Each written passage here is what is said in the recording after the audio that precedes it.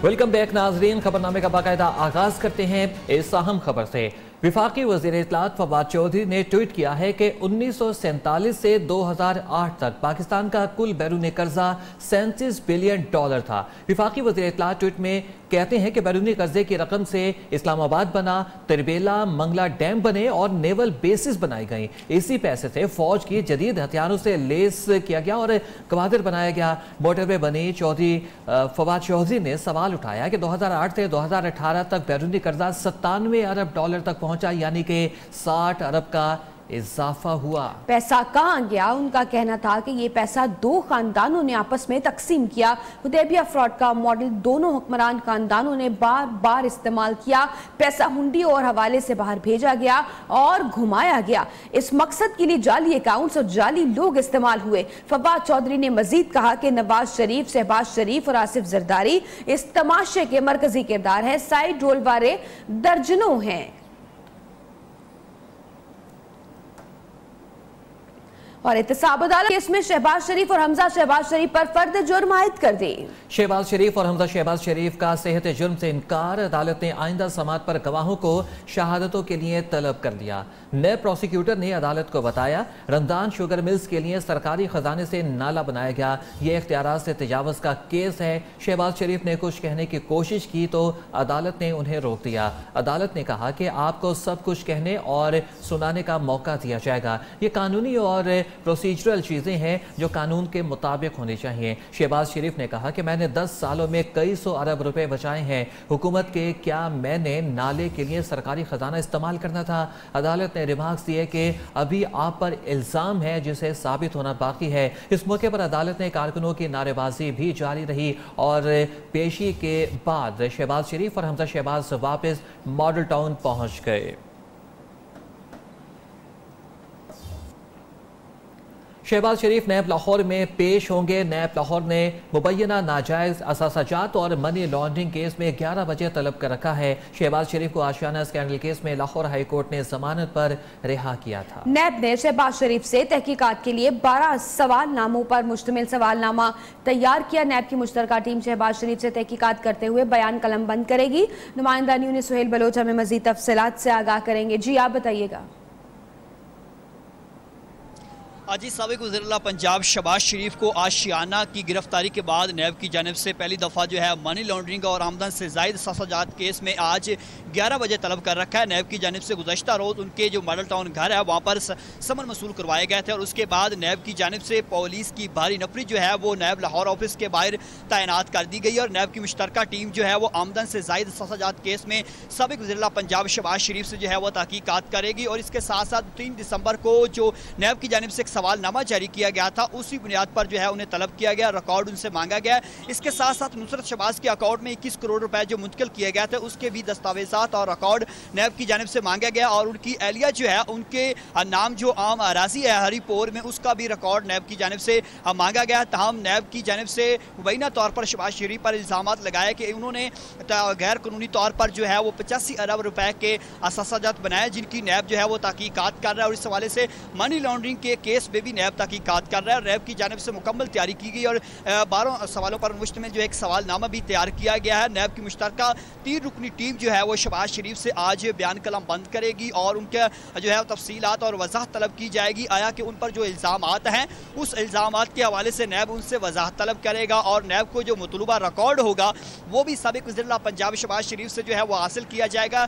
इस हवाले से बाकायदा तौर पर नैब की इन्वेस्टिगेशन टीम जो है इस मुकम्मल तैयारी के साथ नैब ऑफिस में मौजूद है। दूसरी जानिब किसी भी नाखुशगवार से वाक़े से निपटने के लिए या फिर जो कारकुनान पहुँचते हैं उनके कोई यहाँ पर मुदाखलत न हो, इस हवाले से डीजी नैब शहजाद सलीम की जानिब से जो है वो पुलिस तलब की गई थी। तमाम सुबह से ही जो है नैब लाहौर ऑफिस के बाहर पुलिस की भारी नफरी जो है वो तैनात की गई है। गैर मुतल्लका अफराद को जो है वो नैब ऑफिस में नैब ऑफिस में दाखिले की इजाज़त नहीं है। बहुत शुक्रिया आपका हमें तफसीलात से आगाह करने का। नैब ने साबिक वज़ीर आला पंजाब शहबाज शरीफ को मुबैना नाजायज़ असासाजात और मनी लॉन्ड्रिंग केस में 11 बजे तलब कर रखा है। तर्जमान शहबाज शरीफ अता तारड़ का कहना है कि शहबाज शरीफ की नैब में पेशी के लिए अभी फैसला नहीं किया गया है।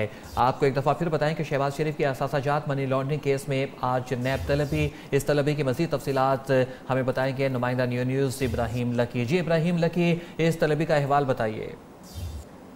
में आज पाकिस्तान मुस्लिम लीग नून के सदर और साबिक वज़ीर-ए-आला पंजाब शहबाज शरीफ की आज नाजायज़ असासाजात और मनी लॉन्ड्रिंग केस में आज पेशी है, जिसके लिए 11 बजे का वक्त मुकर्रर किया गया है। आज सुबह शहबाज शरीफ अपने साहबजादे हमजा शहबाज के साथ जो है ना नैब कोर्ट में दो मुख्तलिफ मुकदमात में पेश हुए थे। यहाँ से पेशी भुगतने के बाद जो है वो मॉडल टाउन अपने घर जा चुके हैं। ताहम 11 बजे उनकी नैब हेडक्वार्टर पेशी के हवाले से मुख्तलिफ इतलात हैं कि शहबाज शरीफ जो है ना गिरफ्तार मुतवक्को गिरफ्तारी के हवाले से जो है उनको शबात है कि नैब हमजा शहबाज शरीफ की अदम गिरफ्तारी के हवाले से जो है ना उनको गिरफ्तार कर सकती है। लिहाजा शहबाज शरीफ के अपने कानूनी माहरीन से मशावरत जारी है कि वो नैब हेडक्वार्टर तहकीकात के लिए पेश हों या ना हो, या वो अदालत आलिया से जो है वो रजू करें ताकि प्रोटेक्टिव बेल जो है वो हासिल की जा सके। इस हवाले से हमारी शहबाज शरीफ के तर्जमान अताउल्लाह तारर से जो है ना अभी कुछ देर पहले बात हुई। हमने पूछा कि क्या शहबाज शरीफ नैब हेडक्वार्टर पेश हो रहे हैं या नहीं। क्या शहबाज शरीफ नैब हेडक्वार्टर पेश हो रहे हैं या नहीं, तफसीलात से हमें आगाह कर रहे थे इब्राहिम लकी। बहुत शुक्रिया आपका।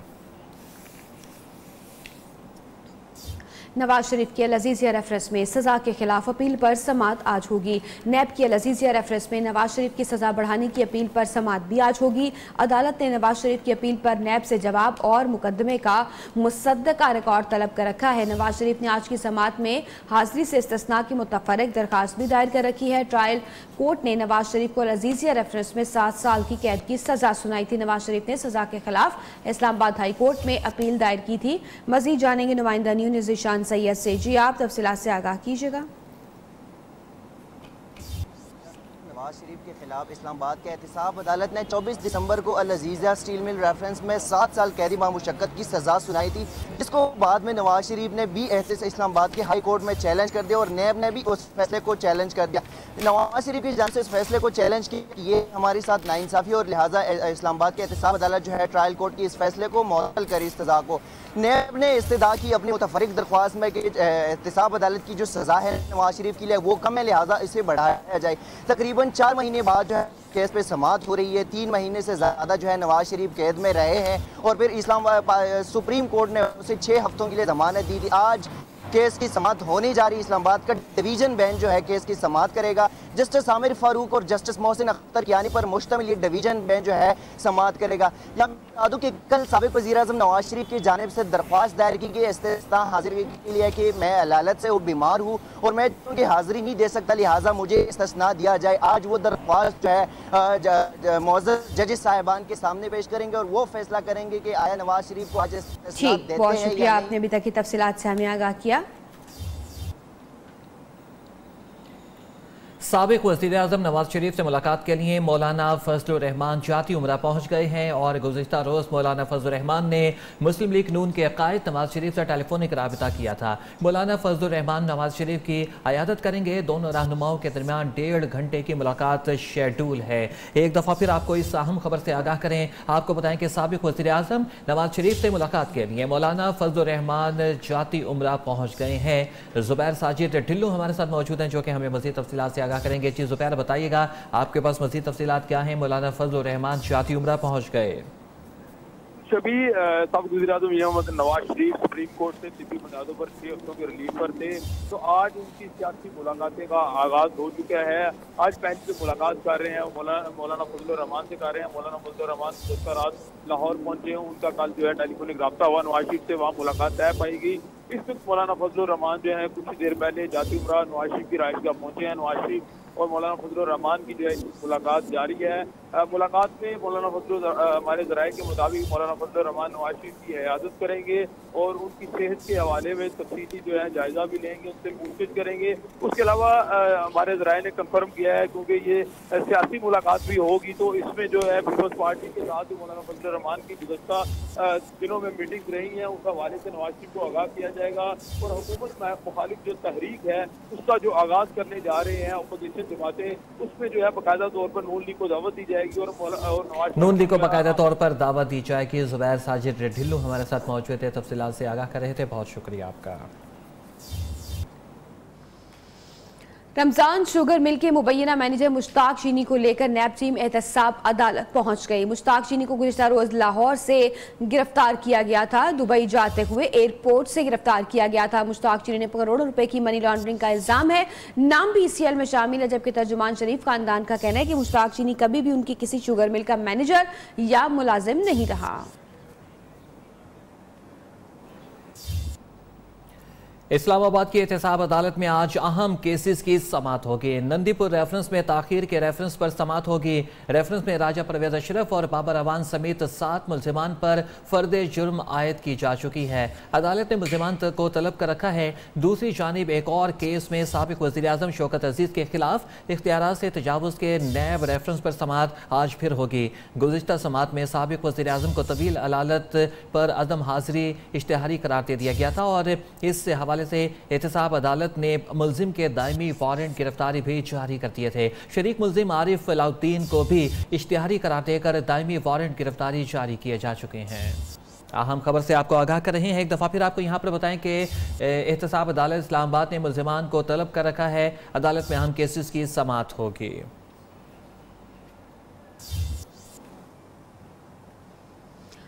आमदन से ज्यादा सासाजात रेफरेंस। नैब रावलपिंडी ने साबिक वजीर ख्वाजा आसिफ को आज तलब कर रखा है। ख्वाजा आसिफ को तमाम रिकॉर्ड हमरा लाने की भी हिदायत की गई है। ख्वाजा आसिफ से बैरून मुल्क जायदादों के हवाले से भी पूछगिछ होगी। ख्वाजा आसिफ को 1 अप्रैल को सासाजात केस में बुलाया गया था। बैरून मुल्क होने की वजह से दोबारा तारीख देने की नैब से दरखास्त की गई थी।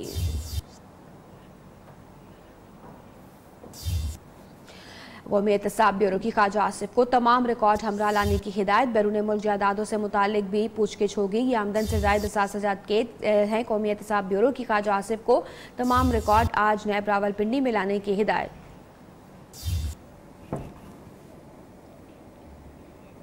वफाकी वजीर शेख रशीद की एक बार फिर आसिफ अली सरदारी और शरीफ खानदान पर तनकीद। कहते हैं कि कभी फालूदे वाले से आसिफ जरदारी के पैसे निकलते हैं तो कौम नवाज जरदारी की लूट का सूद अदा कर रही है। उन्होंने कहा कि हमजा शहबाज शरीफ और सलमान शरीफ का केस बहुत सीरियस है। नवाज और शहबाज शरीफ की सियासत अलग है। उन्होंने भारतीय वज़ीर आज़म नरेंद्र मोदी को कहा पाकिस्तानी कौम एक है। मोदी ने जंग का नक्शा दिया है और मोदी कश्मीरी अमूर पर इसका हक ख़त्म करना चाहता है।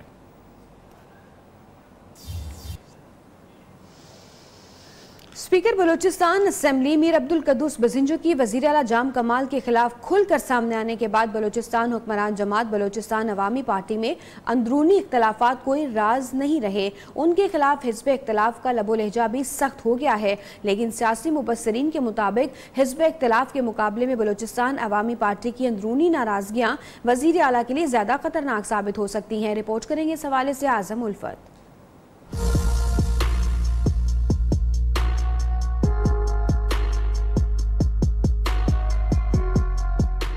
बलूचिस्तान हुकूमत अंदरूनी इख्तिलाफात का शिकार। सीनियर साफी सैयद अली शाह का मानना है कि बलूचिस्तान अवामी पार्टी में बाज लोग वज़ीर आला से नाराज हैं। जाम साहब को अगर मसला है, अगर दर्द सर है तो वो अपोजिशन से नहीं है, बल्कि बलूचिस्तान अवामी पार्टी में शामिल वज़रा है, कुछ MPAs है। चंद रोज कबल स्पीकर बलूचिस्तान असेंबली मीर अब्दुल कुद्दूस बजिंजो खुलकर वज़ीर आला के खिलाफ सामने आ गए थे।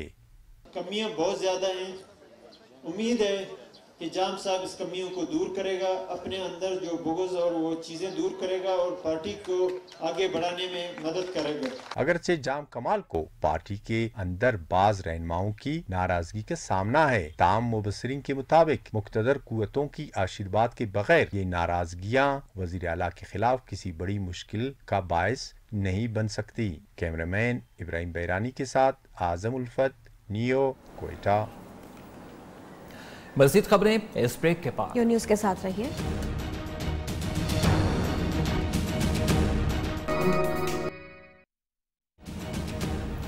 वेलकम बैक नाजरीन। आपको बताएं कि इस्लामाबाद की एहतसाब अदालत में जाली बैंक अकाउंट्स केस में पिंक रेजिडेंसी रेफरेंस की स्क्रूटनी मुकम्मल। एहतसाब अदालत के एडमिनिस्ट्रेटर जज मोहम्मद बशीर ने केस जज अरशद मलिक की अदालत में मुंतकिल कर दिया। रेफरेंस में नामजद मुल्जिमान को आज नोटिस जारी किए जाने का इम्कान है। रेफरेंस में आसिफ जरदारी का करीबी साथी सेक्रेटरी लैंड सिंध आफ्ताब मेमन भी मुलजिम नामजद। ओमनी ग्रुप के अब्दुल गनी मजीद समेत दीगर मुलजिम नामजद। मुलजिमान ने गुलिस्तान जौहर कराची में 2 प्लॉट गैर कानूनी रेगुलराइज कराए। एक प्लॉट 23 एकड़ और दूसरा 7 एकड़ का है। दोनों प्लॉट की कीमत जाली बैंक अकाउंट से की गई है। शहर कायद में कानून के रखवाले भत्ताखोर बन गए। न्यू कराची बिलाल कॉलोनी में पुलिस एहलकारों की दुकानदारों से भत्ता वसूल करने की फुटेज न्यू न्यूज़ ने हासिल कर ली। आपको एक दफ़ा फिर यहाँ पर बताते चलें कि शहर कायद में कानून के रखवाले भत्ताखोर बन गए हैं। न्यू कराची बिलाल कॉलोनी में पुलिस एहलकारों की दुकानदारों से भत्ता वसूल करने की फुटेज न्यू न्यूज़ ने हासिल कर ली है। शाहजेब हसन रिपोर्ट कर रहे हैं। शहर कायद में भत्ताखोरों से तहफ़्फ़ुज़ देने वाली पुलिस खुद ही भत्ताखोर बन गई। मुहाफिजों के मुख्तलिफ दुकानों से भत्ता लेने की फुटेज मंजर आम पर आ गई। न्यू कराची बिलाल कॉलोनी में पुलिस एहलकार दुकानदारों से भत्ता वसूल करते रहे। फुटेज में एहलकारों के भत्ता मांगने पर पुलिस मोबाइल नंबर SPB 787 भी देखी जा सकती है। पुलिस मोबाइल में उसके पेटी बंद भाई भी मौजूद हैं। कराची में पानी नायाब, शहरी पानी को तरस गए। एक माह से मुख्तलिफ इलाकों में पानी की सप्लाई मुअत्तल है। महकमा वाटर बोर्ड ने शहरियों को अजियत देना शुरू कर दिया। सरफराज कायम खानी की रिपोर्ट।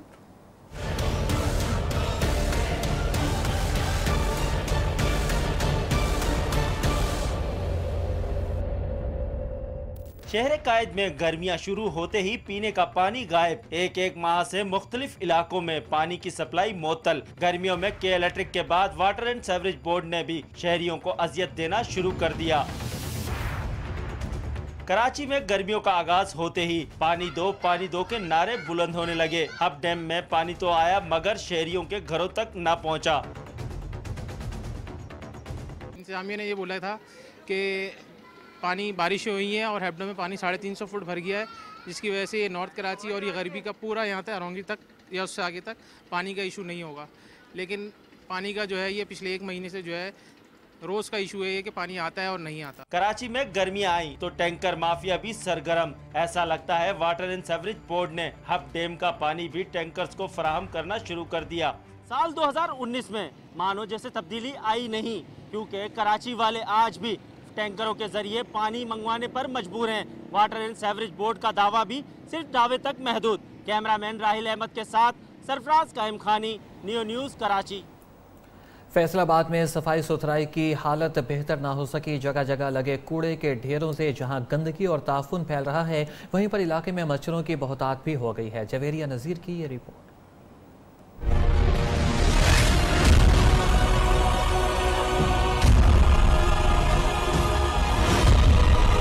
सफाई का नाकस इंतजाम संती शहर के हुस्न को दीमक की तरह चाटने लगा। शहरी अपने इलाके में लगे गंदगी के ढेरों से परेशान हैं। कूड़े की बहुत परेशानी है कि कूड़ा चुकन नहीं आते। जो कूड़ा चुकन आते उदों कहते 50-50 रुपये दो, जो 50 रुपये ना दईए तो कूड़ा इस तरह ही पिया रहा, चले जाते गली चू। अहम सड़कों और शाहराहों की तो सॉल्ट वेस्ट मैनेजमेंट की जानिब से सफाई सुथराई पर खसूसी तवज्जो दी जाती है, मगर शहरी नाला है कि वेस्ट मैनेजमेंट का अमला उनके इलाके की सफाई करता है और ना ही कई रोज से पड़े हुए कूड़े को उठाया जाता है। साढ़े छोटे छोटे बच्चे आ जो उन्होंने बाहर कड्डी दी भज के उन्होंने अंदर बाड़ी दा भी, क्योंकि इतने कुछ गंदी जगह आ ते खेड़ चकते भी नहीं कूड़ा। जो उन्होंने कहा कूड़ा चको तो कूड़ा नहीं चकना आंदे। शहर भर में लगे कूड़े के ढेरों से पैदा होने वाले मच्छरों ने भी शहरियों का जीना मुहाल कर रखा है। कैमरामैन मोहम्मद इब्रार के साथ जवेरिया नज़ीर, नियो, फैसलाबाद। और भारत और इजरायली लीडर्स मगरबी किनारे और मकबूजा कश्मीर में अखलाकी दिवालियापन दिखाते हैं। वज़ीर आज़म इमरान खान भारतीय और इजरायली वज़ीर आज़म पर तनकीद। वज़ीर आज़म इमरान खान की जानिब से ट्विटर पैगाम में कहा गया कि दोनों वोटों के लिए सलामती कौंसल आलमी कवानीन और अपनी मुल्की आइन की खिलाफ वर्जी कर सकते हैं। क्या उनके अवाम ये सोचने की सलाहियत नहीं रखते? वो इंतखाबात जीतने के लिए किसी भी हद तक जा सकते हैं। वज़ीर आज़म इमरान खान ने ट्वीट में ये कहा कि भारतीय और इसराइली लीडर्स मकबूजा कश्मीर में अखलाकी दिवालियापन दिखाते हैं और वोटों के हसूल के लिए, इंतखाबात में जीत के लिए वो किसी भी हद तक जा सकते हैं।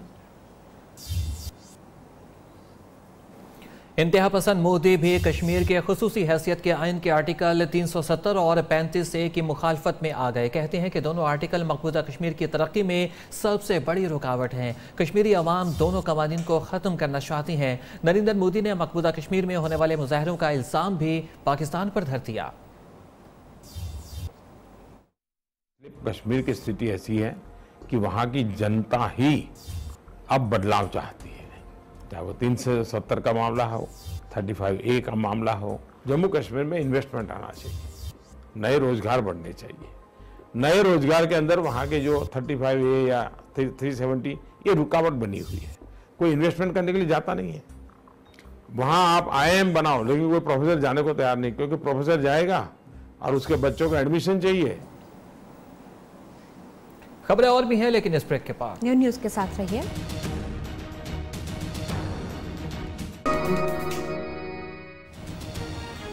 वेलकम बैक नाजरीन। आपको बताएं कि फवाद चौधरी की नवाज शरीफ मौलाना फजलुर रहमान ने मुलाकात पर तनकीद। बोले कि नवाज शरीफ तो इतने बीमार थे कि सुप्रीम कोर्ट बताया गया था कि अगर जमानत ना मिली तो जान को खतरा है। हमेशा की तरह से झूठ बोला गया।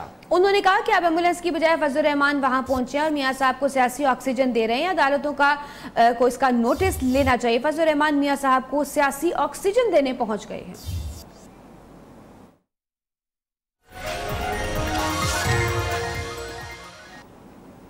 और मौसम में कि मैं आपको बताएं कि इस्लामाबाद समेत पंजाब, खैबर पख्तूनख्वा, बलूचिस्तान और कश्मीर में चंद मकामात पर आंधी और गरज चमक के साथ बारिश होगी। सिंध में मौसम खुश्क और गर्म रहेगा। महकमा मौसमियात के मुताबिक सबसे ज्यादा गर्मी सक्कर और हैदराबाद में पड़ेगी। दर्जा हरारत 44 डिग्री सेंटीग्रेड तक पहुंचने का इम्कान है।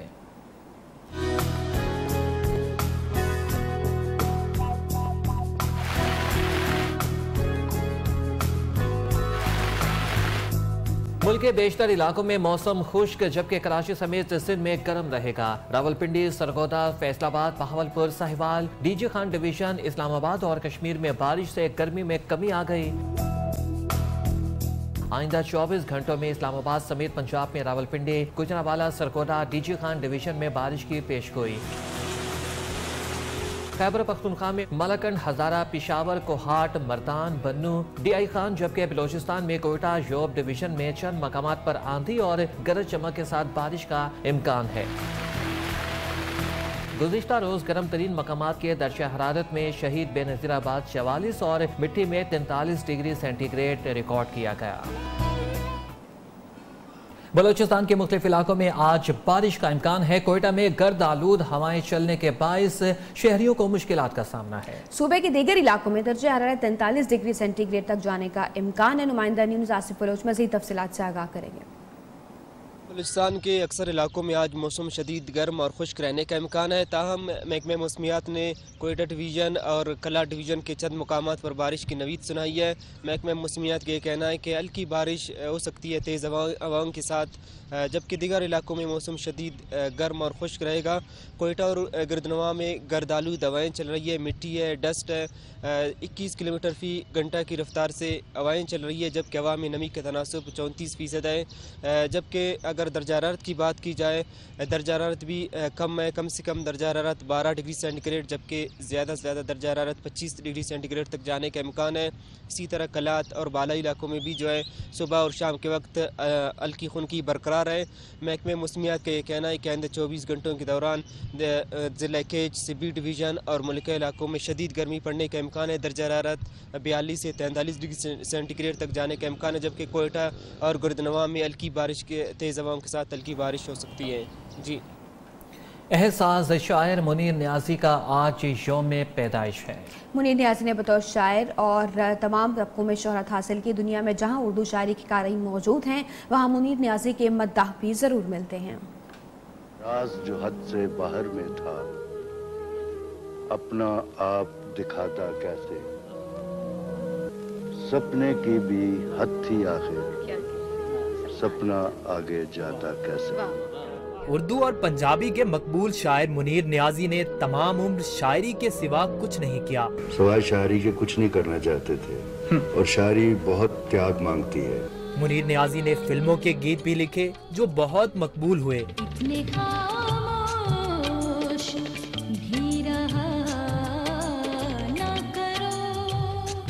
मुनीर न्याजी ने खुद को शोहरत आम में गुम ना होने दिया। हमेशा देर कर देता हूं मैं, जरूरी बात कहनी हो, कोई वादा निभाना हो, उसे आवाज देनी हो, उसे वापस बुलाना हो, हमेशा